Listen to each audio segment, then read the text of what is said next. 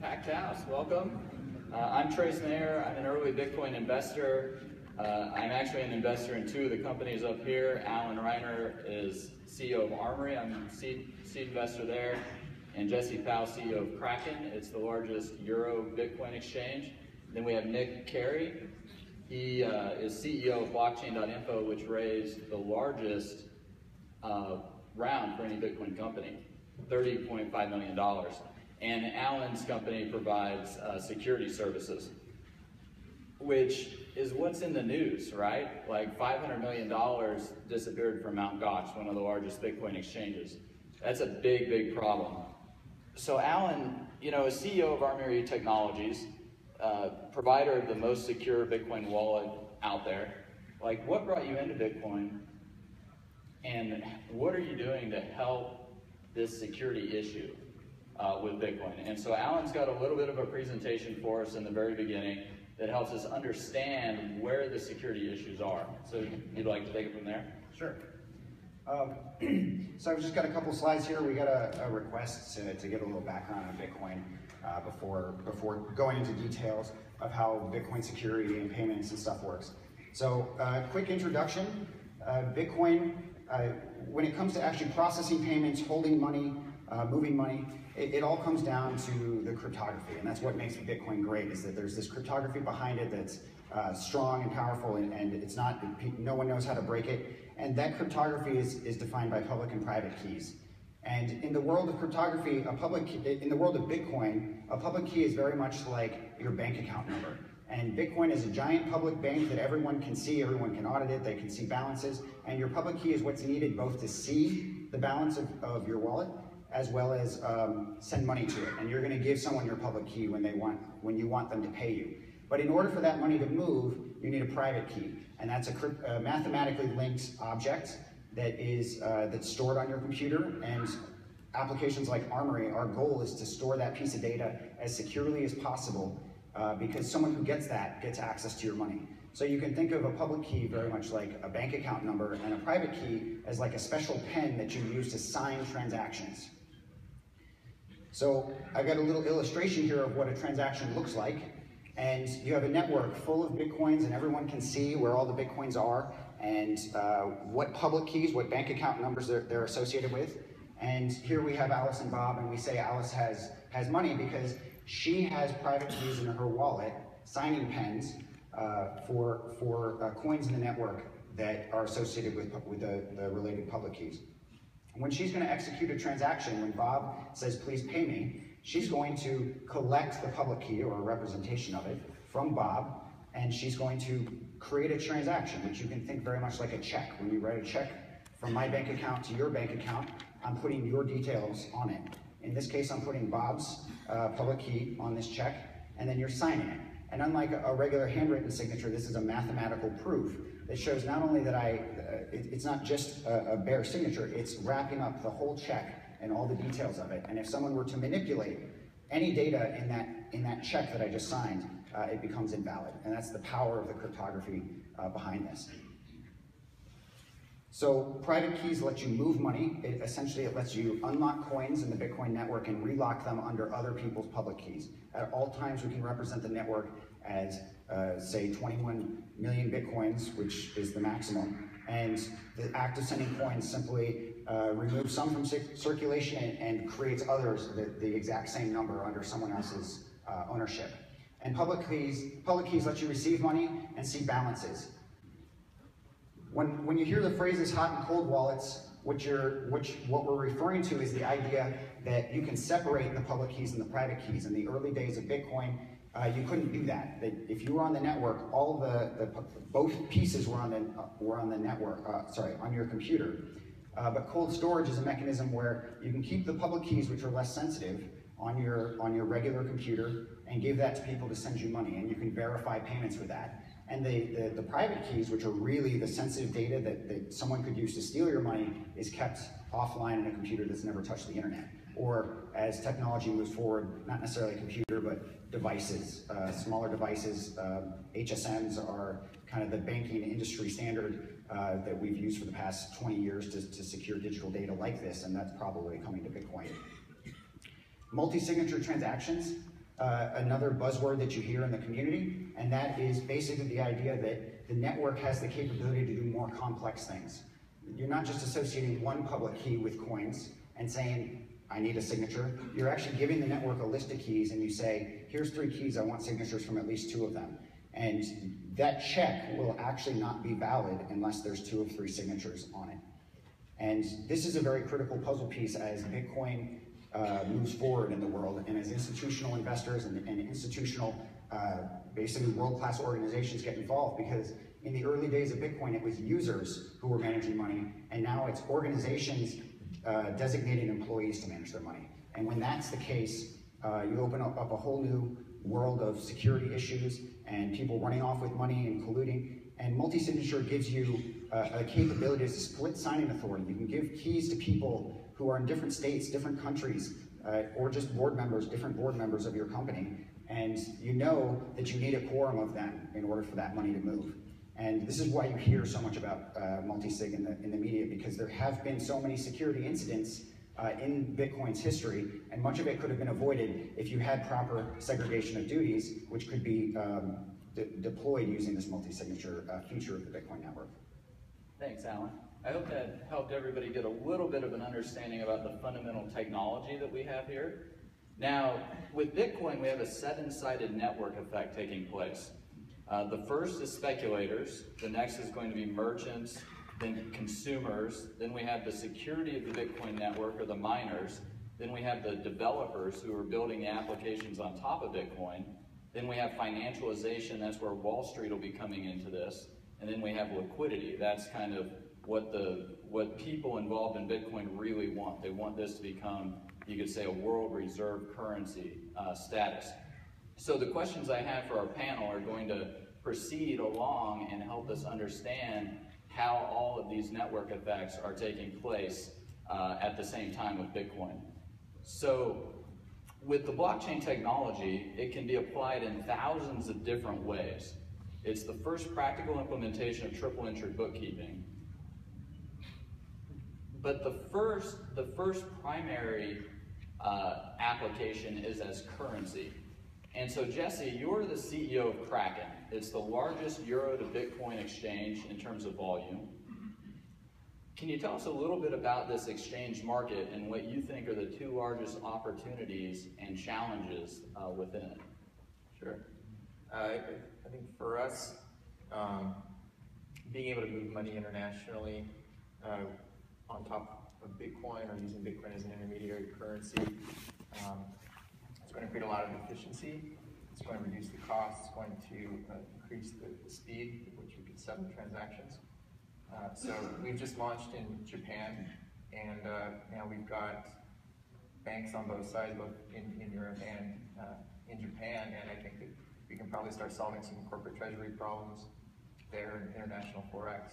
I know if you want to convert dollars to euros on PayPal, you're taking something like a 10% hit.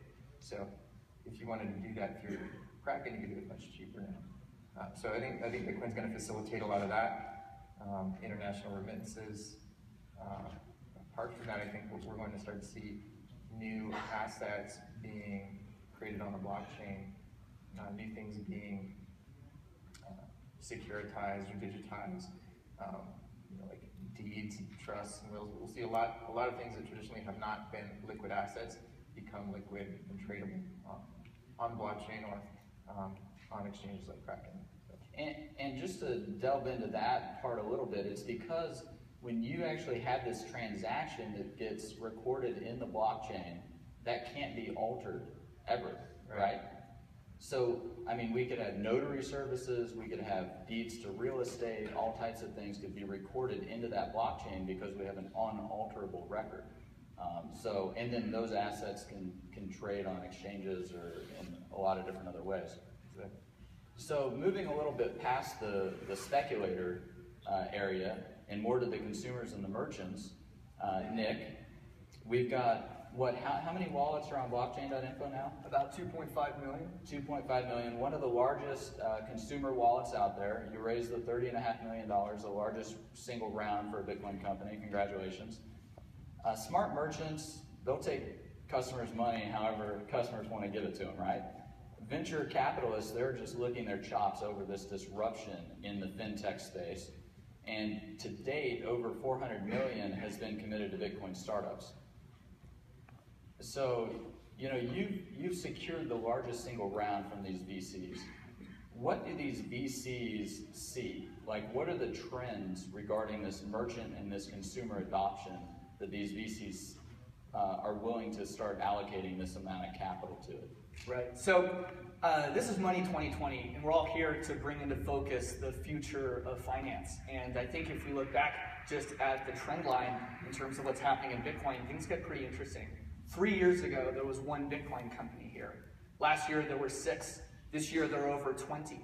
And this is happening for a lot of fundamental reasons. Bitcoin represents an opportunity for us to bring financial efficiencies and digital efficiencies to a space that has struggled so far to do that. So a lot of millennials will understand this, but we've watched some very fascinating things happen to property rights in the last 10 years alone. A decade ago, I used to go to Blockbuster to rent DVDs, and now I can download them and put them on my phone instantly, basically for free. And we know what happens to Blockbuster. I used to be able to go buy books down by the store, and now I get them on my Amazon Kindle anywhere in the world instantly. And so there's this expectation that things will go digital, and that's happening to money as well. So when the VCs, and especially I think anyone who's working in this space looks at the opportunities, they're very, very excited about where we can go with things. So from a growing perspective, a year ago today, blockchain had maybe 300,000 users. And in the last year, despite all of the crazy news and the rest of the things that have been happening, we're now at 2.5 million. And that's because there are incredible use cases that are unleashed with Bitcoin-like technology. It's the first time in the history of the world that someone can move value from one place to another, have it instantly recorded in an unalterable ledger, instantly, basically for free. There are no terms of service. There's no property rights on this protocol itself in the sense that anyone can develop on it and open up to build. So just at the beginning of this conference, there was a huge hackathon here. People flew in from all over the world, and they could work on closed source systems or open source systems. And by far and away, the developers chose to build on Bitcoin. And this shouldn't be a surprise, but it should also be an indicator of where the mind share is moving.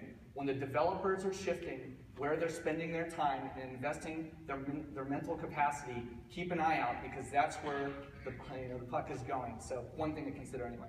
Yeah, I mean, we saw that with BlackBerry. You know, the developers started developing on Apple about 2 years before the major shift to Apple and Android. Yeah. And now we had, what, 2 people out of the 450 at the hackathon that built on the MasterCard API. Over 50% of the hackathon was on Bitcoin-related projects. Yeah, and the things that are coming together are absolutely amazing. I mean, we're watching ways to completely reimagine the way people transact, and that's really one of the most exciting things about Bitcoin. But one of the guys that won the contest was a 16-year-old kid that programmatically found a way in 24 hours to reduce the volatility of Bitcoin holdings in blockchain wallets. And I was standing next to this kid's father. I didn't know how old he was, and he had flown in from Florida. And I said, boy, you know, you're going to probably need to watch out. Your kid's going to drop out of college soon and build a big business. And he turns to me and he goes, my kid's not out of high school yet. And this is like, when I saw that, I mean, you know, it's really exciting, and it brings a sense of purpose to the way people are thinking about building services in the future. But in 24 hours, a 16-year-old computer programmer was able to solve a volatility problem in Bitcoin. And this kind of thing is going to accelerate and grow even more quickly. So we're very excited. This is programmable money. It means that people can do things that haven't been possible before, whether it's multi-signature transactions for corporate treasuries or all kinds of really compelling things that'll happen with property rights in the future, and we'll talk a little bit more about that. Yeah, we'll get back to the disruption with you a little bit later, but I do think it's so important because, like, I edited a book, Bitcoin for Kids. Like, how does a 14-year-old start their internet business? How do they take payments? Right. You know, they can't get their merchant account. And how many billions of people over the world are excluded from our current payment systems that will be able to come into Bitcoin? So we'll get to that next. First, I need to go to Jesse though, because regulation. Like in March of 2013, FinCEN issued the guidance on how to treat these virtual currencies. Texas has come out with guidance. Kansas followed it. New York has their BIT license. We heard from Superintendent Losky last night about this. Germany, Denmark, Singapore, Isle of Man, Netherlands have all been very friendly towards Bitcoin. You're right on the front line of this with Kraken.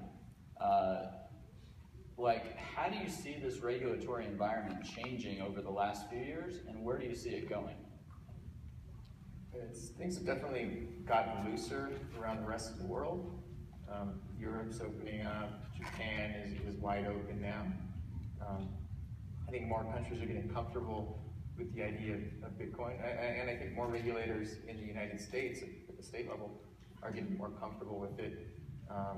I'm not sure where New York is, but they seem to be kind of far and away on the negative side, at least,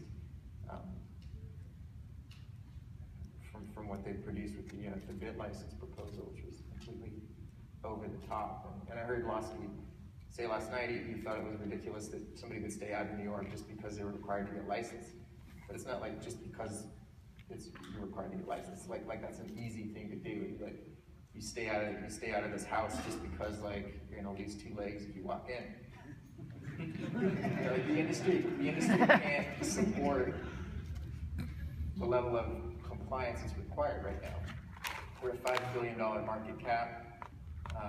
The cost of complying with the bit license as proposed is ludicrous, but the cost of even complying with the state's money transmission requirements would be far and away greater than what we're actually earning in revenue from the state.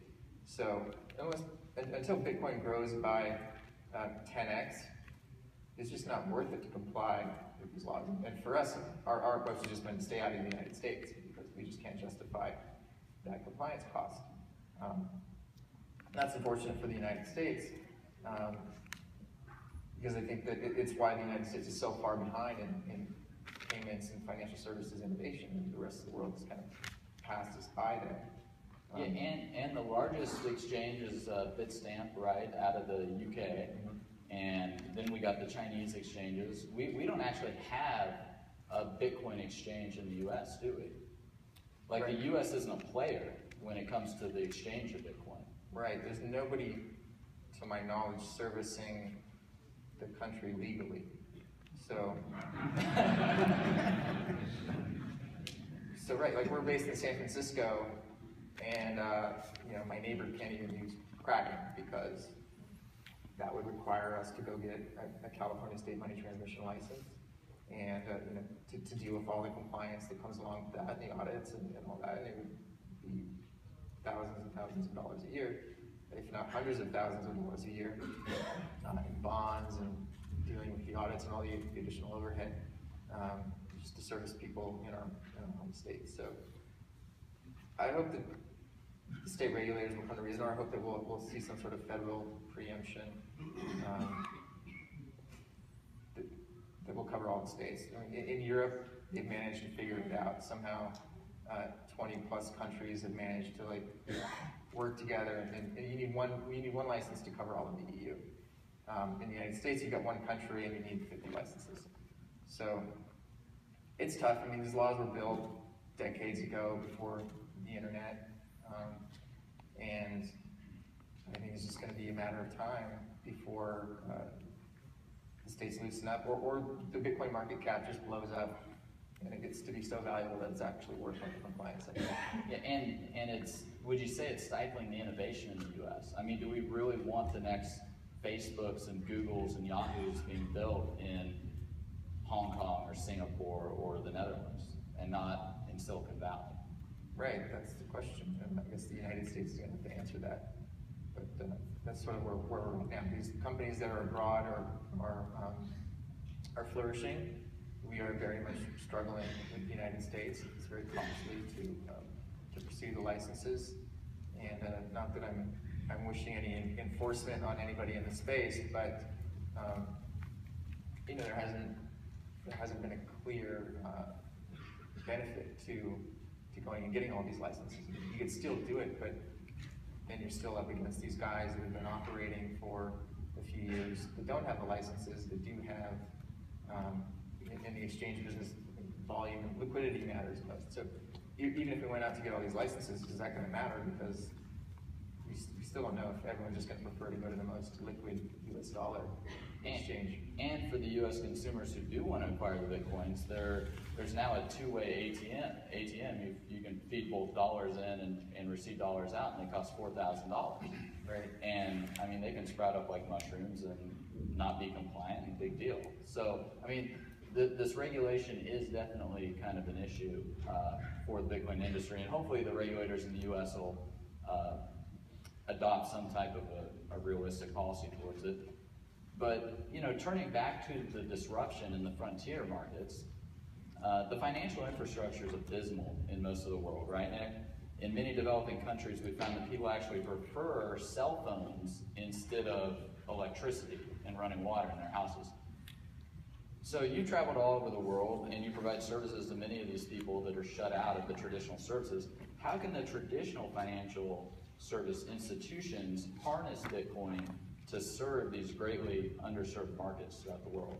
Well, so far, traditional financial services have vastly ignored people in emerging and frontier markets. So to be clear, there are 2.5 billion people on planet Earth that are currently unbanked, not underbanked, that have zero access to financial services. Now, the interesting thing is smartphone penetration in a lot of these markets is very high. And today, with blockchain wallet or other wallet providers, they can actually put basically a bank on their phone. They can sign up instantly and then start to transact with anybody, anywhere in the world, instantly, basically for free. That's incredibly powerful. So if you combine that with things like e-commerce and shipping and other things, you're about to open up huge new markets to all kinds of fantastic services. This is really exciting. I had a really cool epiphany this year. My sister is in the Peace Corps in Morocco, and I've told this story a few times. But over the last 12 months, I've traveled around 350,000 miles all over the world to meet with Bitcoiners, to meet with audiences, and do evangelism, build a team, and talk about Bitcoin. I was in the Saharan desert with my sister on a camel trek, and we hadn't seen an electrical system for several days, and we were being guided out into the desert by this man in a beautiful big blue jalaba, and there were like dung beetles, and it was like a quintessential like Arabian night, and we were watching the sunset, and the whole moment was completely ruined when this guy's iPhone 5 rings, and he picks up a call and starts to do a business deal with somebody. This guy sells polished geodes for a living, to give you a sense of where he's at. So this guy now has access through blockchain, through wallet services that are available on a smartphone that gives him essentially a better service than is available or currently being provided by anyone in the first world. So these people that frankly live in places where there are strong capital controls, where there's been no access to financial services, they're used to using credit systems, though, to buy credit for their phones, to be able to use them. They're used to these digital assets already. They're one step away from moving to a digital currency.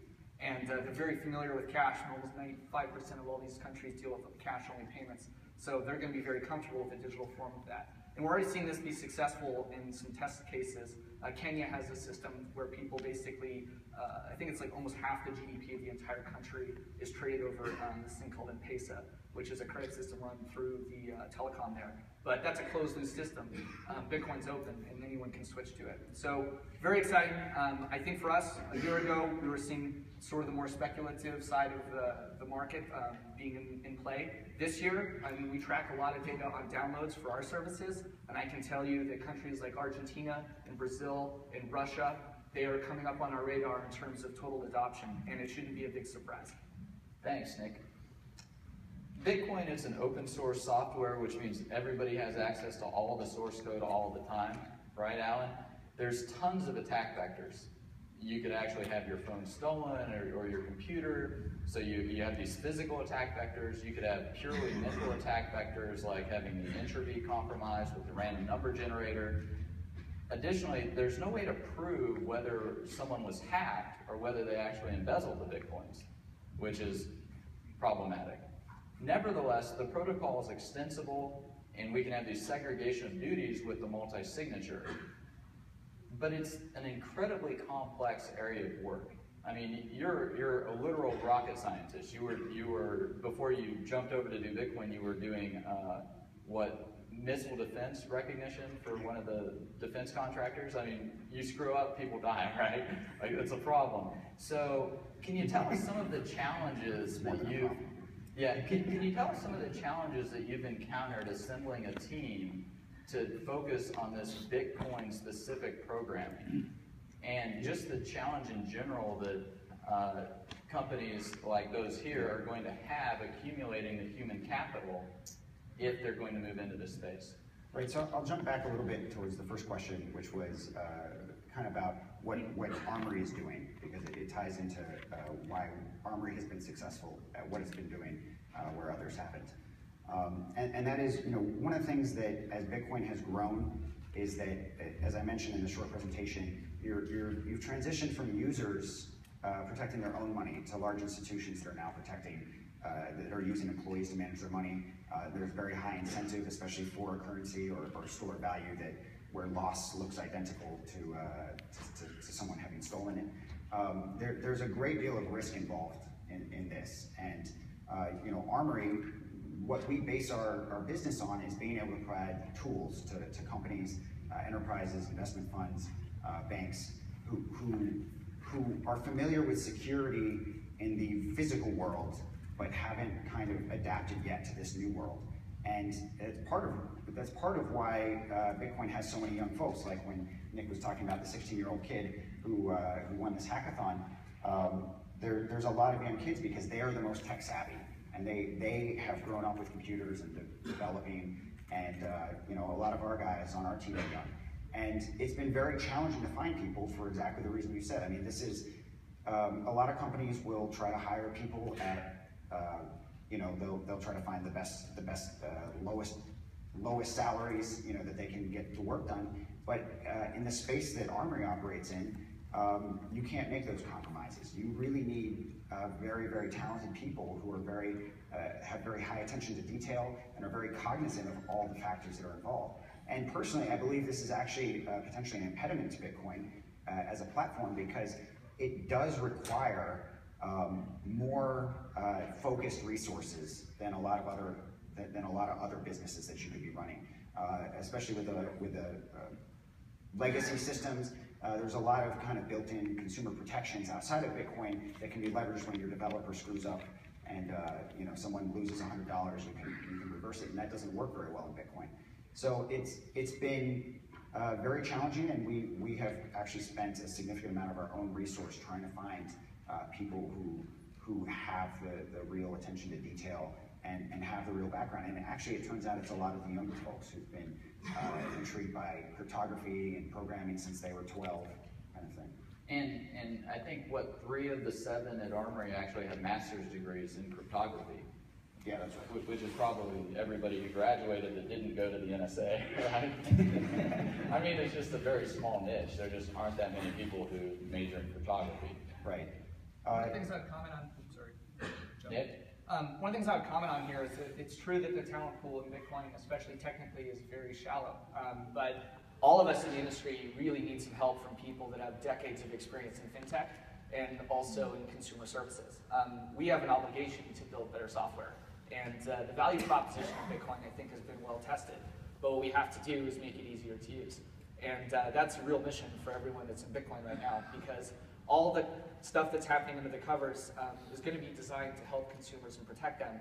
But at the end of the day, they just need to find something that's easy to use, that they can trust. And so we're all on a mission to do a better job with that. But frankly, we're here to build bridges at Money20 to learn and also to make sure that we're doing the right things. A lot of collective knowledge has been in this industry forever, and so we don't have all the answers, trust me.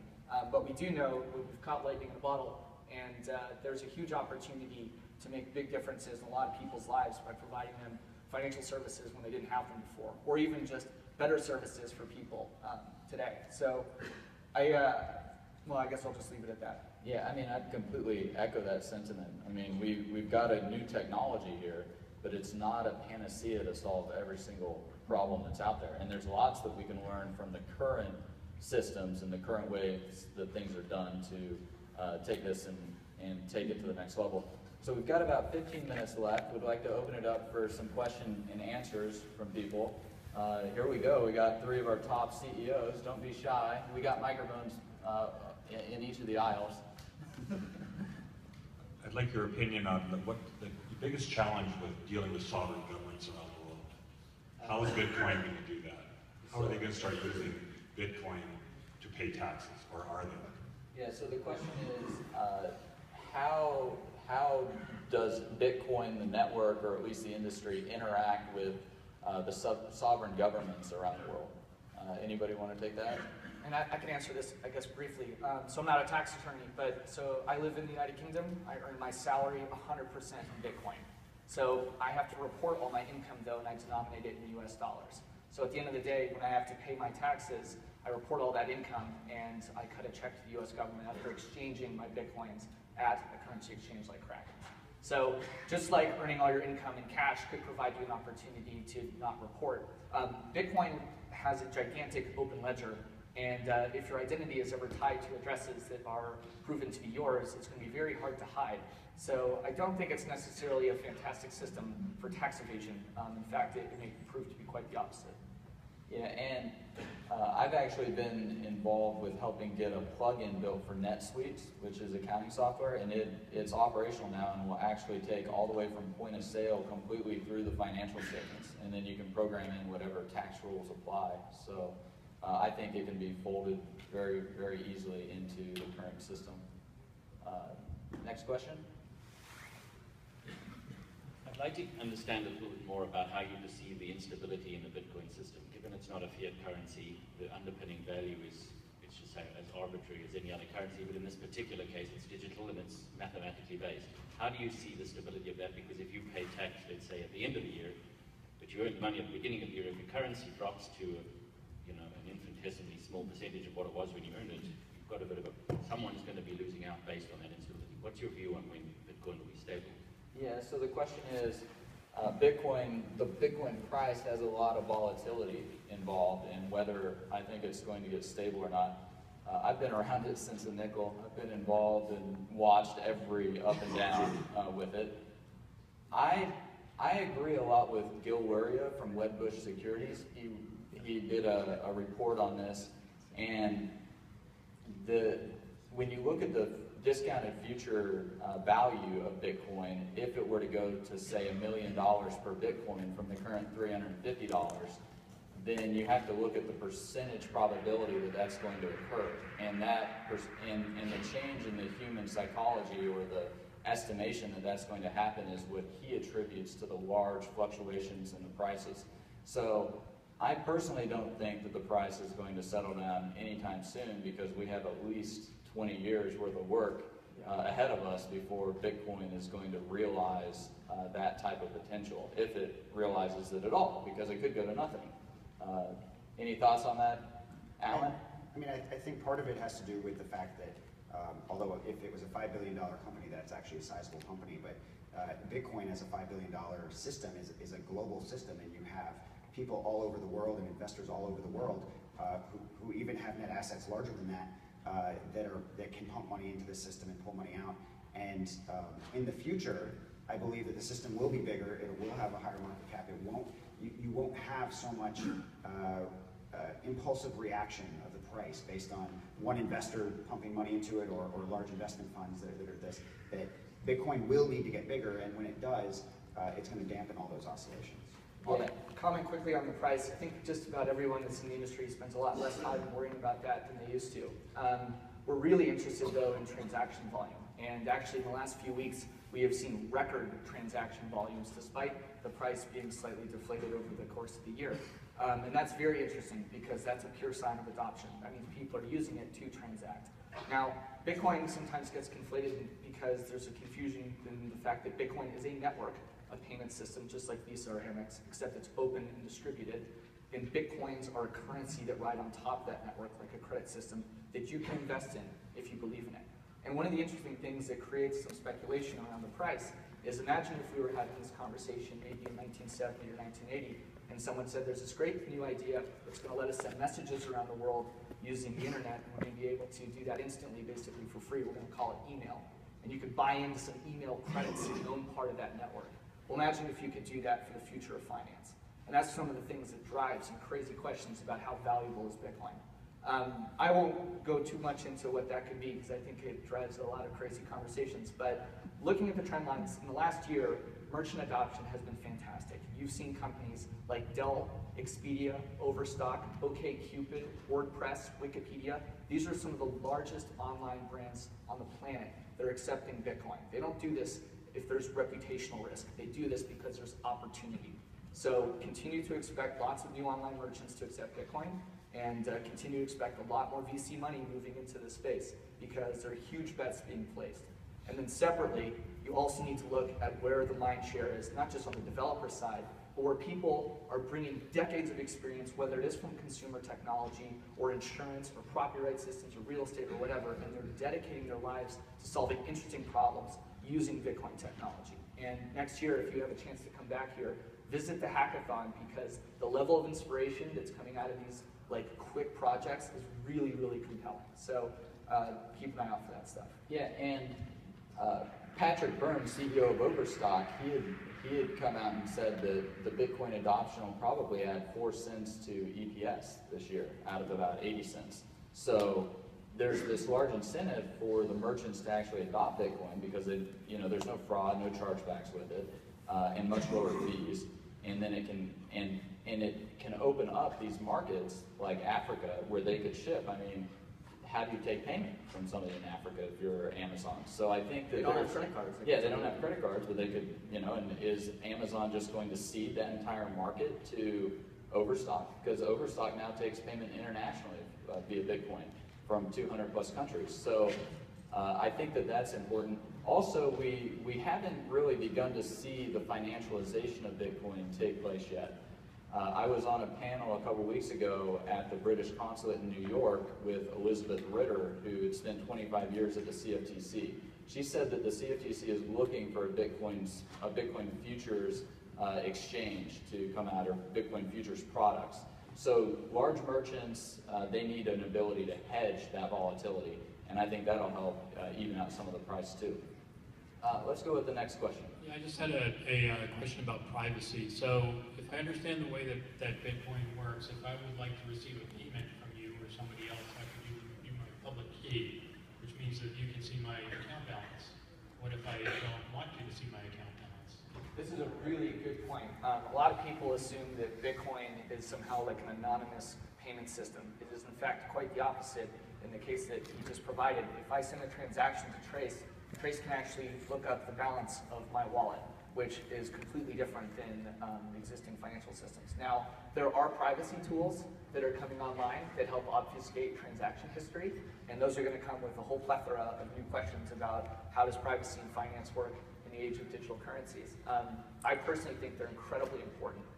When I go buy a hamburger or go settle up with a friend on a trade or something like that, I don't want him to be able to look up my balance. In fact, I have to use these privacy solutions when I pay my employees, because otherwise they could track each other's salaries, and they could also look up the corporate balances in the company's accounts. So we have a right to financial privacy when we make transactions. The same is true in Bitcoin, and there are all kinds of interesting services that support this type of thing, that basically make it more difficult for someone to study a transaction history. They are controversial to some. And Alan, you were actually instrumental in BIP 32, the Bitcoin investment proposal 32, which brings in hierarchical deterministic wallets, which is very key and important for address reuse is the issue. Could you go into that a little bit to help? So I'll try not to get too technical about it, but yes, we at Armory are very adamant against reusing addresses for exactly that reason, the reason the question was asked, because if you use one address over and over again, or one public key, you are essentially exposing your history to everyone that you transact with. And it's been common practice in the system that wallets, especially like Armory and some of the others that are featured in Bitcoin.org, try to help you use lots of different addresses so that your history kind of remains unlinked. But one of the problems with that is it creates a backup nightmare for users. And that was one of the things that Armory first came up with, was the idea of being able to generate new addresses, but not ruin your backups, that you can have one backup one time ever. And you can super secure that, and you don't have to worry about losing your coins, even though every new person that you interact with is getting a new key.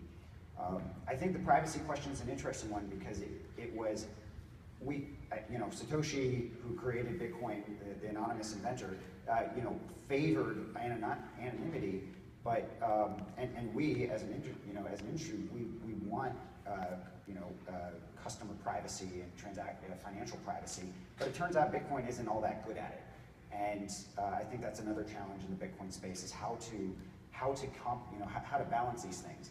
Is that you can be very good and yet still have a significant amount of your, or use good tools and still have significant privacy compromise just by people with tools examining the way money flows through this public bank.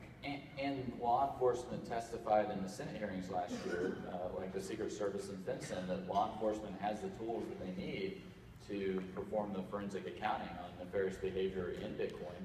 And the Silk Road trial is actually scheduled, I think, for January. So, no, it's not a privacy haven. How about the next question? Yes. First of all, thank you for sharing all of your insights. It's certainly an interesting conversation. The question I have, and every entrepreneur in the room has to answer this question, what don't we know? Right? I mean, It's the unknown unknowns. Yeah, right. That's where the opportunity is. And Yeah, I think a right. lot of people in Bitcoin prefer that they keep that information asymmetry. So we don't know what we don't know. And so then the question is, how are you managing that? And we talk about a public bank, the blockchain, the distributed ledger, all that makes great sense as a technology. But when we start to talk about it as a public bank, and then treating it, it's interesting, the terminologies of market cap and trending and all of this, that's equity-based conversation, right? So where do those intersect? What's that convergence look like? And how do we manage what we don't know? Yeah, I guess I'll take this one. I mentioned earlier that Bitcoin's the first practical implementation of triple entry bookkeeping. We came up with double entry bookkeeping 600 years ago. So we've had this fundamental, and how that works is you have the debit and the credit from one public key to the other public key in the network, and then you have a confirmation that puts it into a blockchain. This is a fundamental innovation in accounting theory. And how that gets applied in the computer science and the information systems and these distributed systems, we've never seen anything like this before. I mean, we are truly in uncharted territory with this Bitcoin technology. It's a huge, huge technological innovation. Mark Andreessen, he says that there's the personal computer, the internet, and there's Bitcoin in terms of the scale of the technological innovations in our lifetime. And so, we've just never seen anything like this before. It's kind of an undefined quantity, but we see a lot of potential uses for it. And then the potential uses that it will unlock that we don't even have any concept of yet will be tremendous, in my opinion. Like 20 years ago, nobody would have thought that we would have an Uber today, but that's how that technology's been applied. I think it's going to be very similar with Bitcoin. One more question? We've got about a minute left. Okay, hopefully simple and quick. When Bitcoin started, I understand the hardware and the software were pretty much open source. You can run the Bitcoin software on anything. Particularly over the last year, I read that the hardware has become more specialized, more concentrated in data centers around the world like Scandinavia. So whilst the owners of the hardware, the releases of this hardware are decentralized, the actual hardware itself has become more closed. Do the panel see that as a threat to the openness of Bitcoin? And how do you see that resolving? So the question is whether the development of ASICs, application-specific integrated circuits, which are chips designed specifically to run the algorithm to solve the blocks needed to create a new block in the blockchain, whether that's a threat to Bitcoin. Alan, you're probably the closest to that. Would you like to tackle it? I guess my only answer to that is that still everything in Bitcoin is open source. Just because the hardware that's there has been specialized, I don't think that the specialization of the hardware is necessarily the risk. It's still that there's still the possibility that anyone can get hardware and run that hardware and participate in the network, and no one can stop that person from doing it. And I think that's the real value in Bitcoin is that centralization isn't necessarily really, really bad. It's the competition. It's shutting out competition that's really bad. And one of the values of Bitcoin is that there's nothing stopping another company or even someone, a smaller person, a smaller organization from getting hardware and contributing to the network. and there's no way for that person to be stifled from participating. Okay, well that wraps up our time. I'd like to thank our panelists here.